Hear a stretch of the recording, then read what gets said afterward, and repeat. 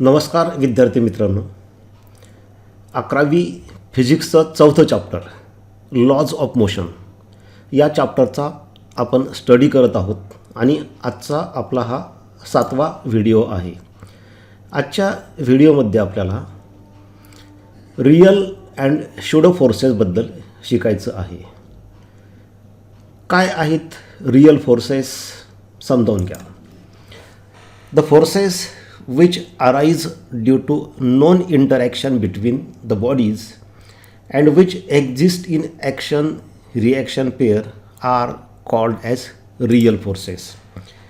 म्हणजे जे फोर्सेस दोन वस्तूंच्या इंटरॅक्शनमधून तयार होतात किंवा वस्तूंच्या इंटरॅक्शनमधून तयार होतात आणि जे ॲक्शन रिॲक्शन पेअरमध्ये असतात त्यांना रियल फोर्सेस म्हणतात.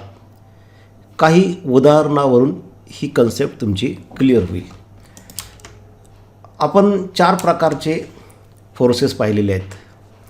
Gravitational forces, electromagnetic forces, strong nuclear forces आणि वीक न्यूक्लिअर फोर्सेस. तर हे चारी फोर्सेस हे रियल फोर्सेस आहेत. आता या डेफिनेशनचा अर्थ मी तुम्हाला काही उदाहरणांवरून सांगतो. बघा, आपल्याला माहीत आहे की पॉझिटिव्ह आणि निगेटिव्ह चार्ज यांच्यामध्ये अट्रॅक्शन असतं.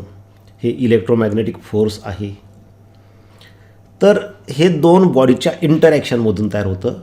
म्हणजे या ठिकाणी दोन चार्जेस आहेत, त्यांच्यामध्ये इंटरॅक्शन होते. एक चार्ज दुसऱ्याला आपल्याकडे ओढतो, दुसरा चार्ज पहिल्याला आपल्याकडे ओढतो. म्हणजे या ठिकाणी दोन चार्जेस आहेत, त्यांच्यामध्ये इंटरॅक्शन होतं. जरी ते एकमेकांच्या कॉन्टॅक्टमध्ये नसले, ते एकमेकांपासून काही अंतरावर असले तरीसुद्धा त्यांच्यामध्ये इंटरॅक्शन आहेत, ते एकमेकांना ओढतात. ॲक्शन रिॲक्शन आहे. म्हणजे पहिला चार्ज दुसऱ्याला आपल्याकडे ओढतो, म्हणून न्यूटनच्या 3ऱ्या नियमानुसार त्याला रिॲक्शन मिळते आणि दुसरा चार्ज पहिल्याला आपल्याकडे ओढतो. म्हणजे एक फोर्स हे ॲक्शन आहे, दुसरं रिॲक्शन आहे. आपल्याला माहीत आहे की ॲक्शन आणि रिॲक्शन डायरेक्शन्स अपोजिट असतात. बघा, पहिलं फोर्स हे राईटला आहे, दुसरं लेफ्टला आहे. म्हणजे हे फोर्सेस ॲक्शन रिॲक्शनमध्ये आहेत, दोन बॉडीच्या इंटरॅक्शनमधून घडतात. हे रियल फोर्सेस आहेत. बघा, दोन पॉझिटिव्ह चार्जेस असतील तर त्यांच्यामध्ये रिपल्शन असतं, किंवा दोन निगेटिव्ह चार्जेस असतील तरीसुद्धा त्यांच्यामध्ये रिपल्शन असतं. पहिला चार्ज दुसऱ्याला दूर ढकलतो राईटला, तेव्हा त्याची रिॲक्शन काय होते तर दुसरा चार्ज पहिल्याला लेफ्टला ढकलतो. म्हणजे या ठिकाणीसुद्धा दोन चार्जेसमध्ये इंटरॅक्शन आहे, दोन चार्जेसची इथं गरज आहे. ॲक्शन रिॲक्शन आहेत. एक फोर्स हे ॲक्शन असेल तर दुसरं रिॲक्शन आहेत. दोघांच्या डायरेक्शन्स एकमेकांना अपोजिट असतात. हे फोर्सेस रियल फोर्सेस आहेत. बघा, आणखी एक उदाहरण. दोन नॉर्थ पोल किंवा दोन मॅग्नेट्स एकमेकांजवळ अशा प्रकारे ठेवलेत की दोन्ही नॉर्थ पोल एकमेकांच्या जवळ आहेत. तर आपल्याला माहीत आहे की नॉर्थ आणि नॉर्थ रिपल्शन असतं. त्यामुळे पहिला मॅग्नेट दुसऱ्याला राईटला ढकलणार, म्हणजे राईटला फोर्स लावणार. दुसरा मॅग्नेट पहिल्यावरती लेफ्टला फोर्स लावणार. म्हणजे पहिल्या मॅग्नेटनी लावलेलं फोर्स हे ॲक्शन फोर्स असेल, तर दुसऱ्याने लावलेलं हे रिॲक्शन असेल. म्हणजे इथंसुद्धा ॲक्शन रिॲक्शन पेअर आहे. दोन वस्तू आहेत, दोन मॅग्नेट आहेत, त्यांच्यामध्ये इंटरॅक्शन होतं. दोघांमध्ये कॉन्टॅक्ट नसला तरी इंटरॅक्शन आहे. एकमेकांना दूर ढकलण्याची प्रक्रिया या ठिकाणी होते. समजा एका मॅग्नेटचं नॉर्थ पोल आणि दुसऱ्याचं साऊथ पोल जवळ ठेवले तर ॲट्रॅक्शन होईल. पण तिथंसुद्धा दोन मॅग्नेटची गरज आहे. ॲक्शन रिॲक्शन असेल, म्हणजे हे रियल फोर्सेस आहे. म्हणजे आपल्याला माहीत आहे की जेव्हा पृथ्वी सूर्याभोवती फिरते तेव्हा तिथंसुद्धा ॲक्शन रिॲक्शन असते. अर्थ हे मूनवरती फोर्स लावतं, ग्रॅव्हिटेशनल फोर्स, ते ॲक्शन फोर्स. त्याचवेळी मूनसुद्धा अर्थवरती फोर्स लावतं, रिॲक्शन फोर्स. या ठिकाणीसुद्धा दोन ऑब्जेक्ट्स म्हणजे दोन बॉडीज आहेत, अर्थ आणि मून. इथंसुद्धा त्यांच्यामध्ये इंटरॅक्शन आहे, ॲक्शन रिॲक्शन आहे, रियल फोर्सेस आहेत. Push pull. हे सुद्धा रियल फोर्सचं उदाहरण आहे. म्हणजे जेव्हा आपण एखादी गाडी ओढतो किंवा ढकलतो तेव्हा इथंसुद्धा ॲक्शन रिॲक्शन असते. गाडी आणि आपण म्हणजे तिथंसुद्धा दोन वस्तूंमध्ये किंवा दोन बॉडीजमध्ये इंटरॅक्शन आहे. ॲक्शन रिॲक्शन इथंसुद्धा असतं. कारण जेव्हा आपण त्याच्यावरती फोर्स लावतो तेव्हा तिथं रिॲक्शनसुद्धा असते. आपण एखादी वस्तू ढकलतो तेव्हा ती वस्तूसुद्धा आपल्यावर उलट दिशेला फोर्स लावत असते. म्हणजे ॲक्शन रिॲक्शन आहे. म्हणून हे सुद्धा रियल फोर्सेस आहे. आपण फुटबॉलला किक मारतो. जेव्हा आपण फुटबॉलला किक मारतो तेव्हा या ठिकाणीसुद्धा दोन बॉडीज आहेत. एक म्हणजे आपला पाय आणि दुसरं म्हणजे फुटबॉल. तर किक मारल्यानंतर आपला पाय आणि फुटबॉल याच्यामध्ये इंटरॅक्शन होते. इथं ॲक्शन रिॲक्शन आहे. आपण जेव्हा फुटबॉलला किक मारतो तेव्हा ते ॲक्शन फोर्स झालं. त्याचवेळी आपल्या पायालासुद्धा थोडंसं रिॲक्शन मिळते. न्यूटनच्या तिसऱ्या नियमानुसार जेवढी ॲक्शन असेल तेवढीच रिॲक्शन अपोजिट डायरेक्शनला मिळते. भिंतीवरती आपण बॉल फेकून मारला तर ते ॲक्शन फोर्स असतं. बॉल परत येतो ते रिॲक्शन असतं. इथंसुद्धा ती भिंत आणि बॉल म्हणजे दोन वस्तूची इंटरॅक्शन आहे. दोन ऑब्जेक्ट्सचं इंटरॅक्शन आहे आणि ॲक्शन रिॲक्शन आहे. अशा प्रकारचे फोर्सेस बघा. या ठिकाणी हा मॅग्नेट आणि या ठिकाणी समजा टाचणी असेल तर त्यांच्यामध्ये ॲट्रॅक्शन असतं. म्हणजे इथंसुद्धा दोन वस्तू आहेत, टाचणी आणि मॅग्नेट. त्यांच्यामध्ये सुद्धा ॲक्शन रिॲक्शन असतंच. म्हणजे हे सगळे रियल फोर्सेस झाले. तर रियल फोर्सेससाठी बघा आपण हे 4 प्रकारचे फोर्सेस पाहिलेले आहेत. हे सगळे रियल फोर्सेस आहेत. रियल फोर्सेससाठी दोन किंवा दोनपेक्षा जास्त वस्तूंमध्ये इंटरॅक्शन असतं. ॲक्शन रिॲक्शन पेअरमध्ये ते फोर्सेस असतात. ते नॉन इंटरॅक्शन असतं. आपण त्याचं एक्सप्लेनेशन देऊ शकतो. आपण बघू शकतो की दोन वस्तू आहेत, त्या दोन वस्तू एकमेकांवरती फोर्स लावत आहेत. असे जे फोर्सेस असतात त्यांना म्हणतात रियल फोर्सेस. आणि रियल फोर्सेसचे 4 प्रकार आहेत. Gravitational forces, electromagnetic forces, strong nuclear forces आणि वीक न्यूक्लिअर फोर्सेस. या 4ही फोर्सेसबद्दल आपण डिटेलमध्ये यापूर्वीच्या एका व्हिडिओमध्ये शिकलो. त्यामुळे याबद्दल आता जास्त एक्सप्लेन करत नाही. परंतु स्यूडो फोर्सेस म्हणजे काय ते आता नीट समजावून घ्या. The force which does not arise due to non-interaction between the bodies but arise due to acceleration of the observer's frame of reference is called as pseudo force. जे फोर्स दोन किंवा दोनपेक्षा जास्त वस्तूंच्या इंटरॅक्शनमधून घडत नाही, जे ॲक्शन रिॲक्शन पेअरमध्ये नसतं, त्यांना म्हणतात स्यूडो फोर्सेस. म्हणजे बघा आता एक उदाहरण समजावून घ्या की इथं तुम्हाला एक सिलिंग फॅन दिसतोय आणि त्याच्यावरती आपण एक वस्तू ठेवलेली आहे. आता आपण मगाशी पाहिलं की समजा एखादा फुटबॉल ग्राउंडवर असेल आणि फुटबॉलला जर मोशनमध्ये आणायचं असेल तर किक मारावी लागते. आपण किक मारतो ते झालं फोर्स.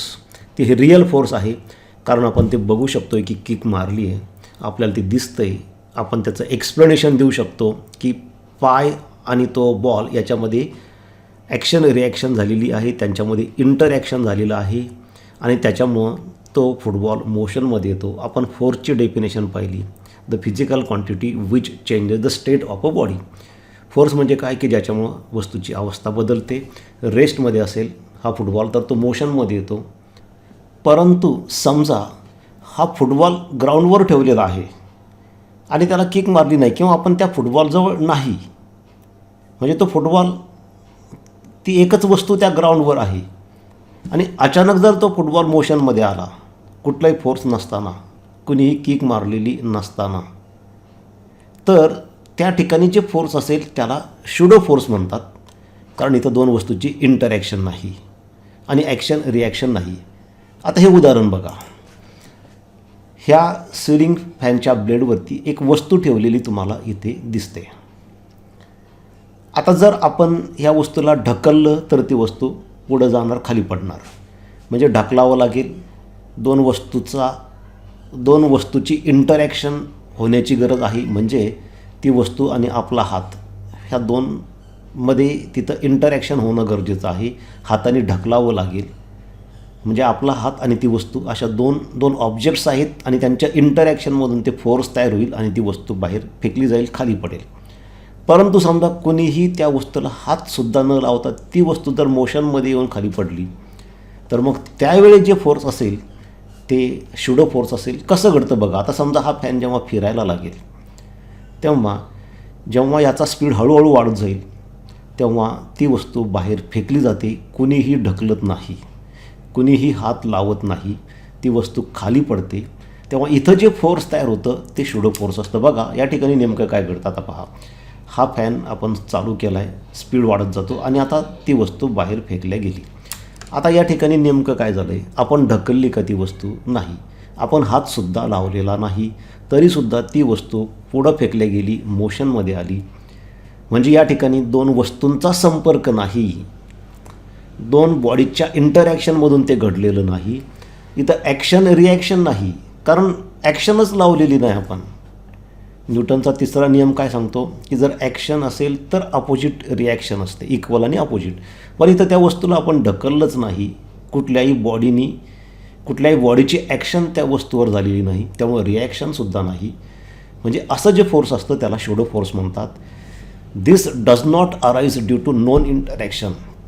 म्हणजे नेमकं कशामुळे घडलं याचं एक्सप्लेनेशन आपण सांगू शकत नाही, आपल्याला दिसत नाही कोणी ढकलताना. अशा प्रकारचं जे फोर्स असतं. अजून एक उदाहरण घ्या की समजा कारमध्ये ही नोटबुक इथं तुम्हाला ठेवलेली दिसते डॅशबोर्डवरती. आता जर ह्या नोटबुकला कोणी हात लावला नाही, कोणी ढकललं नाही, तर ती नोटबुक आहे तशीच राहिली पाहिजे, कारण फोर्सच नाही. परंतु काय होतं, जेव्हा एखाद्या वळणावरती आपण कार वळवतो, बघा आता राईटला टर्न घेईल कार, त्यावेळी काय घडतं नेमकं ते ऑब्झर्वेशन करा. बघा आता या ठिकाणी ही नोटबुक डावीकडं सरकली, आपण हात लावलेला नाही, आपण ढकललेलं नाही, म्हणजे किंवा कुठल्याही दुसऱ्या वस्तूचं फोर्स त्या नोटबुकवरती नाही, म्हणजे दोन बॉडीचं इंटरॅक्शन या ठिकाणी झालेलं नाही, ॲक्शन रिॲक्शन नाही. अशा प्रकारचं जे फोर्स असतं त्याला शुडो फोर्स म्हणतात. म्हणजे या ठिकाणी ॲक्शन रिॲक्शन नसते, दोन वस्तूंचं इंटरॅक्शन नसतं. बघा हे पहिल्या व्हिडिओमध्ये पहा तुम्ही, ही वस्तू बाहेर फेकल्या गेली, कुणीही त्या बॉडीवरती फोर्स लावलेलं नाही. हे जे फोर्स तयार होते किंवा दुसऱ्या व्हिडिओमध्ये बघा, ही नोटबुक जी डावीकडं सरकते जेव्हा आपण टर्न घेतो राईटला, त्यावेळेस बघा आता या ठिकाणी ही मोशन झालेली आहे. तर असं जे घडतं हे शुडो फोर्स आहे. कारण डेफिनेशननुसार the force which does not arise due to non interaction between the bodies. कारण ही बॉडी एकटीच त्या ठिकाणी आहे, दुसऱ्या बॉडीचा आणि त्या नोटबुकचा संपर्क नाही, दोन वस्तूमध्ये इंटरॅक्शन नाही आणि ॲक्शन रिॲक्शन नाही. असे फोर्सेस म्हणजे शुडो फोर्सेस आहेत. तर हे फोर्स कशामुळं तयार होतं, तर ते तयार होतं due to acceleration of frame of reference. Frame of रेफरन्सबद्दल आपण यापूर्वी शिकलो आहे. बघा समजा तुम्ही लिफ्टमध्ये उभे असाल आणि लिफ्ट जर खाली जात असेल ॲक्सलरेटेड मोशननी, तर आपलं वजन कमी झाल्यासारखं वाटतं, किंवा वर जात असेल ॲक्सलरेटेड मोशननी तर वजन वाढल्यासारखं वाटतं. हे जे ॲडिशनल वेट आपल्याला जाणवतं, ॲडिशनल फोर्स, ते शुडो फोर्स आहे. कारण आपल्या बॉडीवरती दुसरी कुठली बॉडी फोर्स लावत नाही, ॲक्शन रिॲक्शन त्या ठिकाणी नसतं. हे शुडो फोर्स आहे. See what are the important properties of pseudo force. Pseudo force does not exist in action reaction pair. मगाशी मी सांगितल्याप्रमाणे ते ॲक्शन रिॲक्शन पेअरमध्ये नसतं, कारण इथं ॲक्शनच नसते, कोणी ढकलत नाही, त्यामुळे रिॲक्शनच नाही, म्हणून ॲक्शन रिॲक्शन पेअरमध्ये नसतं. शुडो म्हणजे नॉन रियल, आभासी, ज्याचा भास होतो त्याला शुडो फोर्स म्हणतात. तुम्ही त्याला इमॅजिनरी म्हणू शकता, काल्पनिक असं म्हणू शकता, परंतु त्याचा अर्थ इमॅजिनरी होत नाही. शुडो फोर्स, आता पहा, pseudo force arises due to acceleration of the frame of reference. याचा अर्थ काय, म्हणजे समजा ही कार बघा आता जेव्हा टर्न घेते राईटला, तेव्हा आतमध्ये बसलेल्या पॅसेंजरला इकडं ओढल्यासारखं वाटतं डावीकडं, म्हणजे आपण डावीकडं फेकल्या जातो किंवा आपण डावीकडं झुकतो. तुम्ही बसमध्ये जर प्रवास करत असाल तर बघा, जेव्हा एखादी बस फास्ट टर्न घेते राईटला, तेव्हा आपल्या बॉडीवरती लेफ्टला फोर्स ॲक्ट होतं. ते शूडो फोर्स आहे. कारण आपल्या बॉडीला दुसरी कुठली बॉडी ढकलत नसते.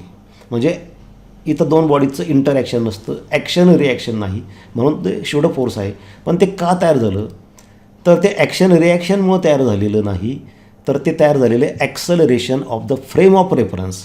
आता acceleration of frame of reference म्हणजे काय, तर तुम्ही ज्या कारमध्ये प्रवास करत असता ती कार ही ॲक्सलरेटेड फ्रेम ऑफ रेफरन्स असते, कारण ती वळत असते. जेव्हा एखादी कार वळते, डायरेक्शन चेंज करते, तेव्हा व्हेलॉसिटी बदलते. कारण व्हेलॉसिटी व्हेक्टर आहे, त्याला मॅग्निट्यूड आणि डायरेक्शन दोन्ही गोष्टी आहेत. तुम्ही कार वळवता तेव्हा डायरेक्शन बदलता म्हणजे व्हेलॉसिटी बदलता, व्हेलॉसिटी बदलता म्हणजे ॲक्सलरेशन आहे. आणि म्हणजे याचा अर्थ ती कार ॲक्सलरेटेड फ्रेम आहे आणि त्या कारच्या ॲक्सलरेशनमुळे ते फोर्स तयार होतं अपोजिट डायरेक्शनला. म्हणजे तुम्ही कार राईटला वळवली तर तुमच्या बॉडीवरती फोर्स तुम्हाला लेफ्टला जाणवेल. तुम्ही कार जर लेफ्टला टर्न केली तर तुमच्या बॉडीवरती तुम्हाला फोर्स ते राईटला जाणवेल. म्हणून हे जे शूडो फोर्स तयार होतं हे दोन बॉडीच्या संपर्कातून तयार होत नाही, ॲक्शन रिॲक्शनमधून तयार होत नाही, इंटरॅक्शनमधून तयार होत नाही, तर ते तयार होतं due to acceleration of frame of reference. अचानक जेव्हा ब्रेक दाबले जातात तेव्हा कारचा स्पीड कमी होतो आणि आपण पुढं फेकल्या जातो. तेव्हा त्यावेळी जे आपल्या बॉडीवरती फोर्स असतं ते शूडो फोर्स असतं. कोणी तुम्हाला ढकलत नसतं. कारण जेव्हा अचानक ब्रेक लागतो तेव्हा कारचा स्पीड कमी होतो म्हणजे ॲक्सलरेशन होतं. म्हणजे त्यावेळी ती कार ही ॲक्सलरेटेड फ्रेम ऑफ रेफरन्स असते आणि त्यामुळं तुमच्या बॉडीवर फोर्स तयार होतं आणि अपोजिट डायरेक्शनला. म्हणजे कारचा स्पीड एकदम कमी केला की तुम्ही पुढं फेकले जाता. कारण स्पीड कमी करता म्हणजे निगेटिव्ह ॲक्सलरेशन, म्हणजे ॲक्सलरेशन मागं असतं, तुमच्या बॉडीवरती फोर्स पुढं असतं. कारचा स्पीड एकदम वाढवला अचानक तर तुम्ही मागच्या बाजूला फेकल्या जाता. कारण जेव्हा कारचा स्पीड अचानक वाढतो तेव्हा ॲक्सलरेशन हे पुढं असतं, त्यामुळे तुमच्या बॉडीवरती फोर्स हे मागं असतं. Pseudo forces are not among any of the 4 fundamental forces. जे 4 फंडामेंटल फोर्सेस आपण पाहिले ना, कोणते 4 फंडामेंटल फोर्सेस बघा, हे ग्रॅव्हिटेशनल, इलेक्ट्रोमॅग्नेटिक, स्ट्रॉंग आणि वीक न्यूक्लिअर फोर्स. तर हे त्यापैकी नसतं, हे वेगळंच फोर्स आहे. ते चारही फोर्सेस रिअल फोर्सेस आहे. Pseudo force is a fictitious force. Fictitious आहे म्हणजे थोडक्यात काल्पनिक आहे. whose existence is necessary for the application of Newton's laws of motion in non-inertial frame of reference. म्हणजे काय की आपल्याला माहिती आहे की न्यूटनचा नियम काय सांगतो की जोपर्यंत फोर्स नाही तोपर्यंत स्टेट बदलणार नाही. म्हणजे समजा एखादी वस्तू मोशनमध्ये आणायची असेल तर फोर्स लावावा लागेल. आता या ठिकाणी काय होतं की समजा आपण मगाशी पाहिलं की अचानक कार वळवली की त्या डॅशबोर्डवर ठेवलेली नोटबुक डावीकडे सरकली म्हणजे मोशनमध्ये आली. मग आता फोर्स नसताना ती मोशनमध्ये आली, मग न्यूटनचा नियम खोटा ठरला. कारण न्यूटनचा नियम काय सांगतो की जर स्टेट बदलायची असेल किंवा फोर्स लावला तर स्टेट बदलते. मग त्या ठिकाणी फोर्स न लावता ती नोटबुक हलली, मोशनमध्ये आली, याचा अर्थ मग न्यूटनचा नियम खोटा ठरला का? फोर्स नसताना ती वस्तू हलते. तर तसं नाही, त्या ठिकाणी ॲक्सलरेशन होतं कारचं, त्याच्यामुळे तिथं एक फोर्स तयार होतं आणि म्हणून ते न्यूटनचा नियम त्याच्यामुळे खोटा ठरत नाही. म्हणून त्याचं एक्झिस्टन्स आवश्यक आहे नॉन युनिव्हर्सल फ्रेम ऑफ रेफरन्समध्ये. Pseudo force acts in a direction opposite to that of acceleration of non inertial frame. मी तुम्हाला सांगितलंच की तुम्ही कार राईटला वळवली की वस्तू डाव्या बाजूला फेकली जाते किंवा कार डावीकडे वळवली तर वस्तू उजव्या बाजूला फेकली जाते. म्हणजे ज्या डायरेक्शनला ॲक्सलरेशन होणार त्याच्या अपोजिट डायरेक्शनला हे फोर्स असतं. आणि हे फोर्स किती असतं त्याचा फॉर्म्युला असतो, force is given by vector F equal to minus m vector a, where a vector a is acceleration of frame of reference. म्हणजे समजा एखाद्या कारला अचानक ब्रेक लावला तर ॲक्सलरेशन आहे, ते ॲक्सलरेशन वेक्टर ए जे असेल ते ॲक्सलरेशन तुम्ही कारमध्ये बसलेलं असतात, तुमच्या बॉडीचं पण असतं. मग त्या ॲक्सलरेशनला तुमच्या मासने मल्टिप्लाय केलं, तुमचं जे वजन आहे त्यांनी, की तुमच्या बॉडीवर ॲक्ट होणारं फोर्स मिळतं. निगेटिव्ह काय साईन काय सांगतं की ॲक्सलरेशन जर फॉरवर्ड असेल तर तुमच्या बॉडीवरती फोर्स आहे बॅकवर्ड, किंवा ॲक्सलरेशन हे बॅकवर्ड असेल तर तुमच्या बॉडीवरती फोर्स आहे फॉरवर्ड. कार तुम्ही राईटला टर्न केली की ॲक्सलरेशन राईटला असतं, पण तुमच्या बॉडीवर ॲक्ट होणारं फोर्स आहे मात्र मग लेफ्टला असेल, असा त्याचा अर्थ होतो. Where vector a is acceleration of frame of reference. तर हे झालं शूडो फोर्सबद्दल. शूडो फोर्सेसचे बरेच असे उदाहरणं देता येतील. आता आपण रिअल फोर्सेस आणि शूडो फोर्सेसमधला डिफरन्स बघू. Difference between real and pseudo force.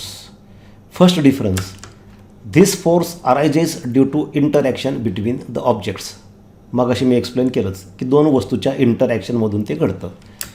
याच्या उलट शूडो फोर्स काय, this force arises due to acceleration of observer's frame of reference. कारचं उदाहरण मी तुम्हाला दिलं की कार जर डावीकडे वळाली तर तुमच्या बॉडीवरती फोर्स हे राईटला असतं. कार वळते म्हणजे ती डायरेक्शन बदलते, तेव्हा ती कार म्हणजे ॲक्सलरेटेड फ्रेम ऑफ रेफरन्स असते आणि त्या ॲक्सलरेशनमुळं, फ्रेम ऑफ रेफरन्सच्या ॲक्सलरेशनमुळं हे फोर्स तयार होतं. दुसरा फरक असा आहे, real forces obeys Newton's laws of motion. म्हणजे काय होतं, आपल्याला माहिती आहे न्यूटनचा तिसरा नियम काय सांगतो, action equal to reaction. Every action has always equal and opposite reaction. म्हणजे जिथं ॲक्शन असेल तिथं रिॲक्शन असते. म्हणजे न्यूटनचा तिसरा नियम आहे. म्हणजे फुटबॉलला किक मारली किती झाली ॲक्शन, तुमच्या पायाला रिॲक्शन मिळते. किंवा भिंतीवरती बॉल फेकला ती झाली ॲक्शन, तो बॉल माघारी येतो कारण भिंत रिॲक्शन लावते. ॲक्शन रिॲक्शन आहे. आता म्हणजे नियम, न्यूटनचा तिसरा नियम किंवा न्यूटनचे सगळे नियम या ठिकाणी पाळले जातात. या उलट pseudo force do not obey Newton's laws of motion. Pseudo forces do not obey Newton's laws of motion. कारण इथं ॲक्शनला रिॲक्शन नाही मिळत आपल्याला. आपण मगाशी पाहिलं की समजा कारच्या डॅशबोर्डवर एखादी वस्तू ठेवली आहे आणि अचानक कार राईटला वळवली तर ती वस्तू डावीकडं सरकते, मोशनमध्ये येते, फेकली जाते डावीकडं. मग या ठिकाणी ॲक्शन रिॲक्शन नाही, कारण ॲक्च्युली या ठिकाणी ॲक्शनच नसते, त्यामुळे रिॲक्शन नाही. हे शूडो फोर्स कशामुळे तयार होतं तर ॲक्सलरेशन ऑफ फ्रेम ऑफ रेफरन्समुळं. म्हणजे इथं ॲक्शन रिॲक्शन नाही, म्हणजे न्यूटनचा तिसरा नियम पाळला जात नाही. न्यूटनचे नियम या ठिकाणी पाळल्या जात नाहीत. उदाहरण रिअल फोर्सचं आहे, gravitational force of attraction between earth and sun. म्हणजे असे बरेचसे उदाहरणं आहेत, पण एक उदाहरण या ठिकाणी सांगितलं की अर्थ आणि सनमध्ये ग्रॅव्हिटेशनल फोर्स असतं. अर्थ जेवढं फोर्स सनवरती लावते तेवढंच फोर्स सनसुद्धा अर्थवरती लावतो. म्हणजे दोन्ही ॲक्शन रिॲक्शन इक्वल आणि अपोजिट असतात, रिअल फोर्सेस आहेत. याच्या उलट शूडो फोर्सचं उदाहरण, a person sitting in a car experiences a pseudo force in radially outward direction if the car takes a turn along the curve. मग अशी आपण पाहिलं की जर कारनी टर्न घेतला राईटला तर तुमच्या बॉडीवरती, म्हणजे जो पर्सन कारमध्ये बसलेला असतो त्याच्या बॉडीवरती लेफ्टला फोर्स असतो. कार लेफ्टला टर्न झाली तर राईटला फोर्स असतो. हे जे फोर्स असतं ते शूडो फोर्स. तर अशा पद्धतीने विद्यार्थी मित्रांनो आजच्या व्हिडिओमध्ये आपण रिअल आणि शूडो फोर्सेसबद्दल शिकलो आहे. Thank you for watching.